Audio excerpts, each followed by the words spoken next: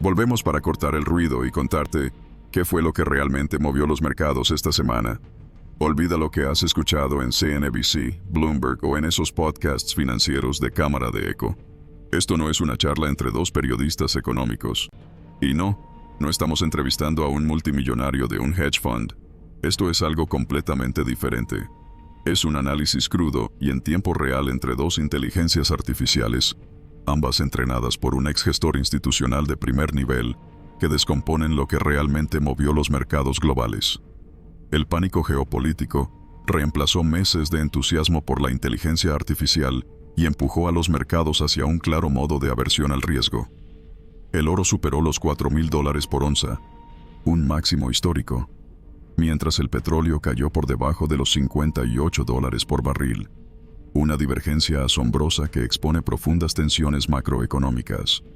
Las acciones estadounidenses se desplomaron tras las nuevas amenazas arancelarias de Trump contra China y el prolongado cierre del gobierno. En Europa, la crisis política en Francia y el colapso industrial en Alemania sacudieron la confianza, mientras que en Asia, los rendimientos de los bonos japoneses subieron al 1,69%, su nivel más alto desde 2008. Y los débiles datos de la Golden Week china confirmaron la cautela de los consumidores. Antes de lanzarte a la próxima operación o apuesta macro, haz una pausa. Analicemos lo que los datos realmente susurran, no solo lo que gritan los titulares. Dale like, comparte y suscríbete si quieres información real, no opiniones recicladas. Y quédate hasta el final, porque en este episodio revelamos los 5 principales riesgos globales que podrían sorprender a los mercados la próxima semana. No te lo pierdas.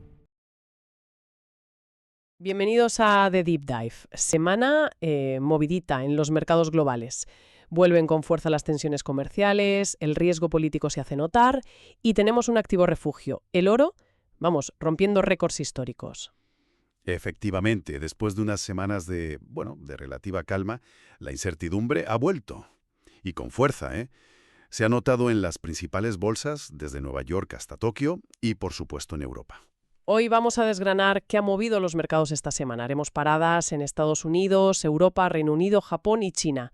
Queremos entender las claves. Exacto.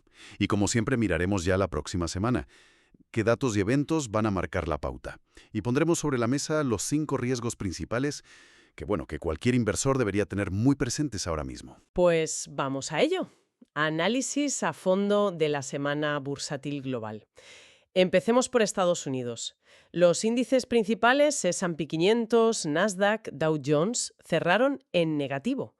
Ya es la tercera semana de las últimas 10. ¿Qué ha pasado ahí? Pues fue una semana de contrastes, la verdad.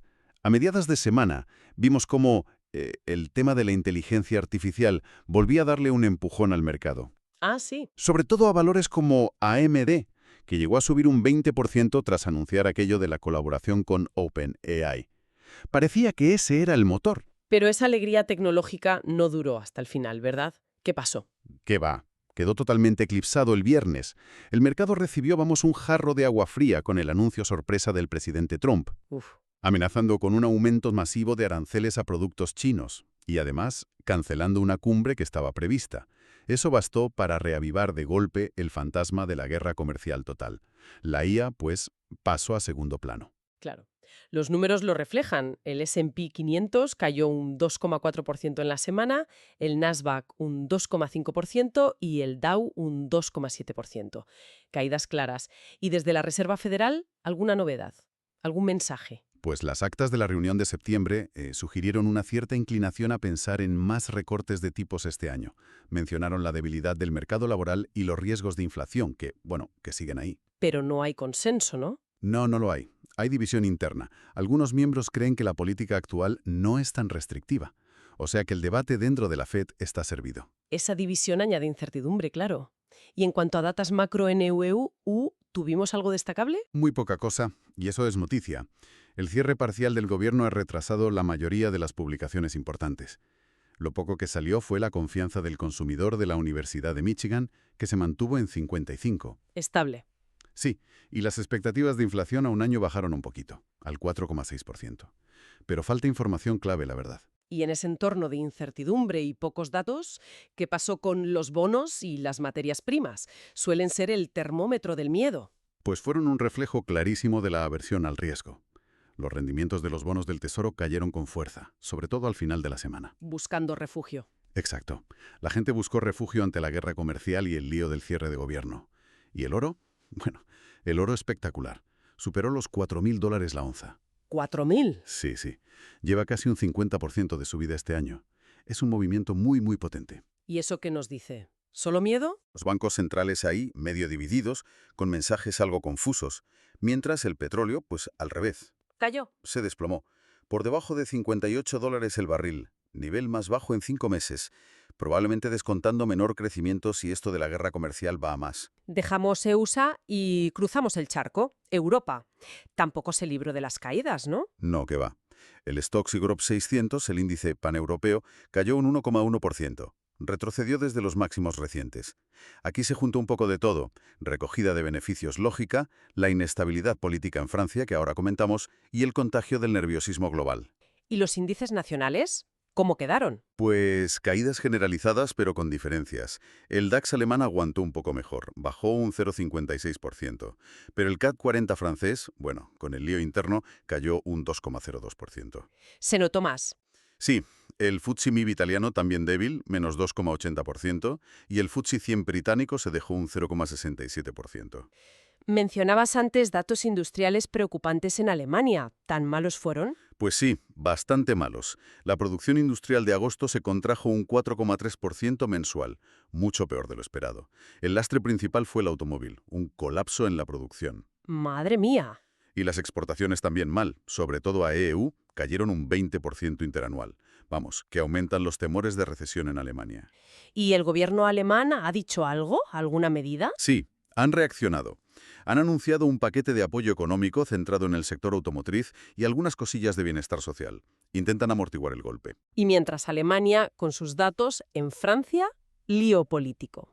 Sí, una crisis política en toda regla. Dimitió el primer ministro Le Cornu y encima el nuevo gabinete que propuso Macron fue rechazado por la oposición. Un bloqueo total. ¿Y eso qué implica? Pues que ya se habla de elecciones anticipadas. Y claro, eso genera preocupación sobre la estabilidad, la credibilidad del país. Los mercados son muy sensibles a esto en una economía tan importante. Entendido. Pasamos rápido por Reino Unido. Aparte de la bolsa, ¿algún otro indicador que llamara la atención? Pues lo más destacado sigue siendo el mercado inmobiliario. Parece estancado. El índice de precios de Halifax cayó un 0,3% en septiembre, peor de lo esperado. Ajá. Y los datos de RICS, que es la Asociación de Profesionales del Sector, pues señalan debilidad.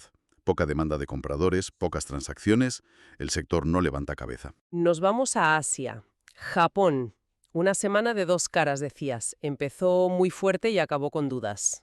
Tal cual, el arranque fue espectacular. El Nikkei 225 se disparó un 5,1% al principio de la semana, máximo histórico. ¿Por qué? Por la victoria de Sanei Takaichi en las primarias del LDP, el partido del gobierno. El mercado lo vio como señal de continuidad, de posibles estímulos. Euforia. Pero la alegría duró poco, ¿no? Pues no. Después del cierre de mercado, se supo que el partido Komeito, que es el socio pequeño pero clave de la coalición, pues que se iba, abandonaba la coalición. Vaya. Claro. Y eso genera una incertidumbre enorme. ¿Podrá Takaichi formar gobierno? ¿Habrá elecciones anticipadas? La estabilidad que se daba por hecha, pues, se esfumó. ¿Y cómo reaccionaron la divisa y los bonos japoneses a todo este lío? Pues el yen se debilitó bastante. Superó las 152,8 unidades por dólar. Parece que el mercado espera que, gobierne quien gobierne, habrá estímulos y política monetaria muy laxa. Entiendo. Y el rendimiento del bono japonés a 10 años subió al 1,69%. Es el nivel más alto desde 2008. Ojo, que eso indica presiones al alza en los tipos a largo. ¿Y los datos macro japoneses? ¿Aclararon algo? Pues dieron señales mixtas, la verdad. Por un lado, los salarios crecieron menos de lo esperado en agosto, solo un 1,5% interanual. Malo para el consumo. Ya. Pero por otro lado, el gasto de los hogares ese mismo mes sorprendió para bien. Subió un 2,3% interanual. Así que difícil sacar una conclusión clara. Terminamos el repaso en China. Volvían de la Semana Dorada. ¿Cómo fue la vuelta a los mercados? Pues bastante moderada en China continental. El CSI 300 cayó poquito, un 0,51%, y el Shanghai Composite incluso subió un leve 0,37%. Pero Hong Kong no. No, el Hang Seng de Hong Kong, que está más expuesto a inversores internacionales y a las tensiones geopolíticas, pues cayó más, un 3,13%. La semana dorada suele ser un buen termómetro del consumo allí. ¿Qué tal este año? Pues decepcionante, según los datos preliminares.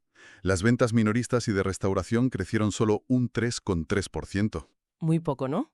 menos de la mitad que en el puente de mayo. Y los viajes también flojos. Señales de que el consumidor chino sigue cauto. Y eso complica los planes de Pekín de reequilibrar la economía hacia el consumo interno. ¿Y hay algún evento político importante a la vista en China? Sí, todas las miradas puestas en el cuarto pleno del Comité Central, del 20 al 23 de octubre. Se esperan señales sobre la estrategia económica y social para los próximos 5 años. Habrá que estar atentos a posibles estímulos o reformas de empresas estatales. Entendido. Un panorama global, complejo y con muchos frentes abiertos. Miremos ahora hacia adelante. ¿Qué citas clave tenemos la semana que viene, del 13 al 17 de octubre? Pues va a ser una semana intensa, sobre todo en Estados Unidos. Arranca la temporada de resultados y tenemos datos clave de inflación. Mucha tela que cortar. Repasemos día a día, si te parece. Venga, el lunes 13, balanza comercial y datos de exportaciones e importaciones de China de septiembre. Martes 14, tasa de paro del Reino Unido de agosto y la encuesta COEV de confianza en Alemania para octubre. El COEV es importante. Sí, es un indicador adelantado. Y ese mismo martes, en EWV habla Powell, el presidente de la Fed, y presenta resultados JP Morgan, el pistoletazo de salida a la banca. El miércoles parece el día D, sobre todo por la inflación americana. Sin duda. El miércoles 15 sale la inflación de septiembre en China y el PIB mensual de agosto en Reino Unido.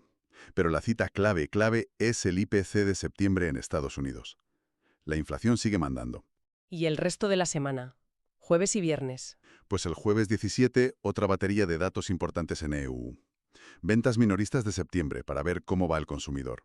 El IPP, que es la inflación al productor. Peticiones semanales de paro. Y el índice del mercado inmobiliario. Mucha información. Y para cerrar, el viernes 17, más datos americanos. Precios de exportación e importación, producción industrial e inicio de construcción de viviendas. Todo de septiembre.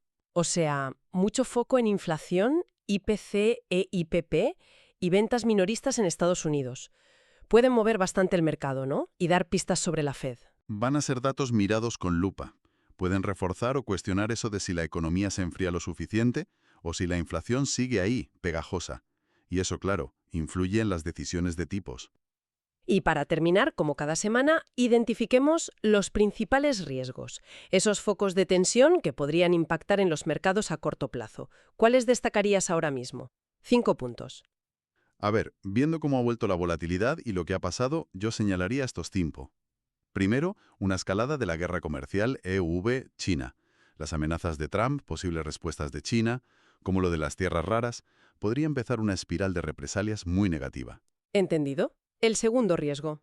Pues la posibilidad de que el cierre del gobierno en EV se alargue.